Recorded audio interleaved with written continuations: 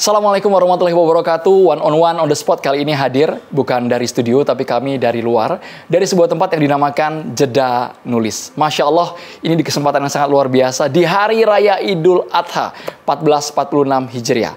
Sosok yang akan saya ajak berdialog, kenal dengan semua kalangan, bahkan identik dengan Ustadz nyentrik, gaul, dengan Gen Z cocok, dengan lintas agama pun ia masuk ketika berbincang. Ini dia Habib Hussein Jafar Al-Hadar. Assalamualaikum Habib. Waalaikumsalam. Apa kabar? Luar biasa Habib. Auranya emang beda nih kalau ngobrol sama Habib langsung Habib. Oh iya. Ketika lihat di konten sama sekarang, wah lebih beda. Menghipnotis. Mungkin karena kayak sekarang dipengaruhi oleh AC dan sebagainya. Oleh AC, Beb, ya. Jadi udaranya lebih seger ya. Soal tempat Beb, saya mau nanya, ini Jeddah Nulis markasnya Habib nih katanya. Iya, jadi ini markas. Di sini ada 3 kegiatan. Yang pertama adalah Jeddah Nulis. Itu saya sebagai konten kreator dakwah, baik itu melalui YouTube maupun media sosial lainnya. Kemudian di sini ada Rumah Cahaya. Itu klinik mental gratis yang saya dedikasikan untuk seluruh orang, baik anak muda maupun orang tua, laki, perempuan, muslim maupun non-muslim, yang merasa memiliki masalah mental. Mental, Beb? Mental. Mental? Betul. Dan yang ketiga ada Warung Sejarah RI. Itu perpustakaan sekaligus toko buku lawas dan langka yang sudah saya miliki kurang lebih 14 tahun. Yang menarik ini, ternyata Habib ini bukan seorang konten kreator saja. Bukan. Jago nulis dari kecil, banyak sekali karya ilmiah, esai. Iya. Mungkin jutaan kata sudah diterbitkan. Betul. Jadi awalnya disebut Jeddah Nulis untuk channel YouTube-nya.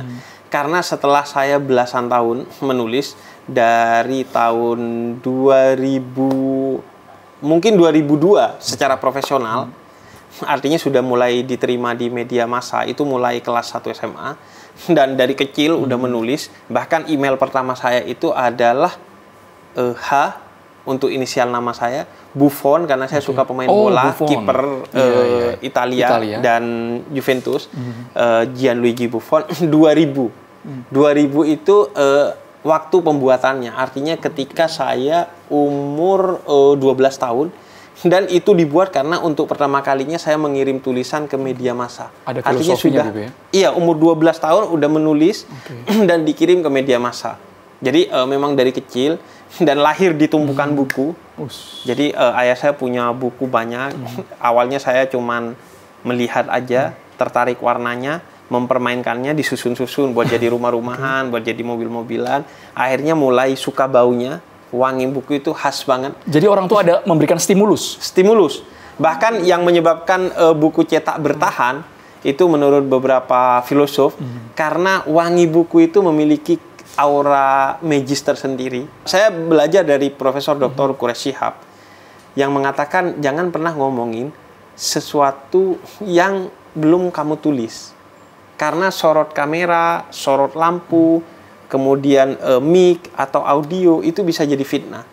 Yang kalau kamu tidak menulis atau tidak mengetahui apa yang kamu bicarakan, bisa jadi nanti kamu karena euforia ngomongin sesuatu di luar tema yang kamu ingin bicarakan dan di luar kemampuan kamu untuk berbicara tentang hal itu. Jadi jangan ngomongin sesuatu yang tidak kita ketahui. Yang kita ketahui jangan semuanya diomongkan. Kalau sekiranya waktunya tidak tepat, konteksnya tidak tepat, kondisinya tidak tepat, tunda untuk ngomongin sesuatu yang kita ketahui. Saya rasa ini tepat, Beb, karena kita kan perayaan Hari Raya Idul Adha, on the spot ngomongin soal Idul Adha. Karena saya dengar Habib ini pernah jadi petugas haji, tahu betul medan areanya bagaimana di Madinah, bagaimana di Mekah Al-Mukarramah. Bisa cerita? Nggak, Bib? Karena kan setiap tahun beda nih. Data tahun ini saja katanya yang berangkat haji ini dari kuota pemerintah 221.000, Bib. Iya. Jadi sebenarnya kuota tahun ini tidak ada tambahan yang begitu besar seperti kuota tahun-tahun sebelumnya kan. Artinya tahun-tahun sebelumnya di tahun 2023 apalagi itu tahun pertama pasca COVID-19. Jadi 2022 kan dibuka terbatas separuh. Tapi 2023 itu untuk pertama kalinya dibuka secara umum.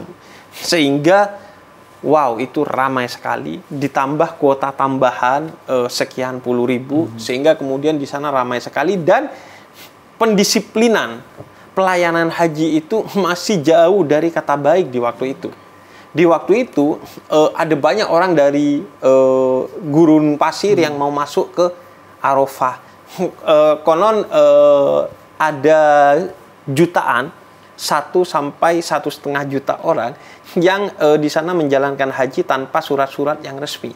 Bisa lolos semua itu, Beb? Bisa lolos. Di zaman itu mudah sekali. Pakai visa ziarah, visa kunjungan, terus kemudian orang menjalankan haji. Karena pendisiplinannya belum seketat seperti sekarang.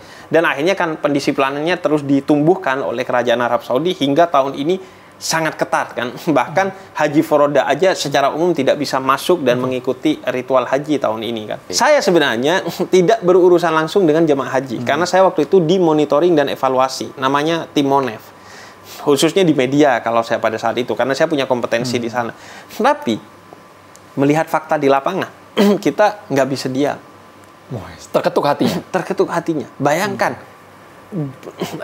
Suatu hari saya jalan tuh di hotel karena mau ke ruangan untuk investigasi misalnya atau ngecek persiapan dan lain sebagainya. Itu lewat di satu kamar di mana tiba-tiba bapak tua manggil saya Mas gitu misalnya. Dia nggak manggil Habib. Belum tahu dia. Belum tahu dia. Makanya tua, saya dipanggil Mas. Saya nggak noleh dong, nggak dipanggil Habib. Enggak. Jadi dipanggil Mas gitu. Saya noleh. Bisa minta tolong nggak kata bapak ini, dan bapak ini nggak bisa berdiri dari tempatnya. Nah, apa yang bisa saya tolong, Pak? Saya pengen bertemu dengan Tuhan saya, tapi saya dalam keadaan kotor. Bisakah bantu sucikan saya agar saya bisa bertemu dengan yang maha suci di Ka'bah? Dan saya kira dia minta bantu untuk wudu. Ternyata tidak. Dia buang air besar di ranjangnya, di kasurnya, buang air kecil di sana. Bukan karena tidak ada pelayanan, tapi karena itu sudah random kan. Bahkan ribuan jamaah kita yang demensia di sana, kehilangan ingatan sementara, sehingga kemudian kita nggak menutup mata dengan itu. Kita terketuk empati kita bantu ke kamar mandi, kita bersihkan, dan dia akhirnya didorong pakai kursi roda. Ini realita depan mata ya, Beb ya?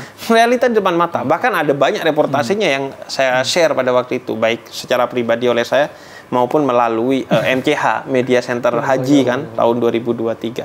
Itu, dan itu yang mengingatkan saya, dan sering saya katakan bukan hanya ke petugas haji tapi ke MCH Media Center Haji, para wartawan di sana, karena saya sering bertemu dan ngobrol dengan mereka. Kata saya gini, kita itu awalnya ke sini pengen jadi tamu Allah. Para jamaah haji itu kan pengen jadi tamu Allah, berkunjung ke rumahnya Allah untuk bertamu. Maka setelah melihat realitas ini, bukan hanya petugas haji yang memang dari awal diutus ke sini untuk melayani, bukan dilayani. Dan ibadah utamanya bukan berhaji, tapi membantu orang untuk berhaji, melayani mereka. Maka kata saya, termasuk jamaah haji, targetnya harus jadi kekasih Allah, bukan tamu Allah. Tamu itu artinya bertamu untuk dilayani. Tapi kata saya, seharusnya kita ke sana menjadi kekasih Allah dengan menjadi pelayan di rumahnya Allah. Ini tuan rumah. Diksinya harus dibalik.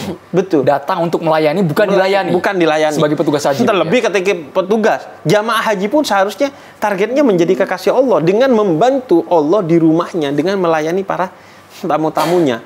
Sehingga mereka seharusnya memaksimalkan kerjanya sebagai petugas bukan hanya sesuai job desk-nya, tapi dengan hatinya yang bukan kerjaannya. Selama pekerjaannya telah selesai dan dia memiliki kemampuan, seharusnya dikerjakan. Poin ini sangat menarik, Beb. Kita bahas lebih dalam sesaat lagi. Tetaplah bersama kami di One on One on the Spot.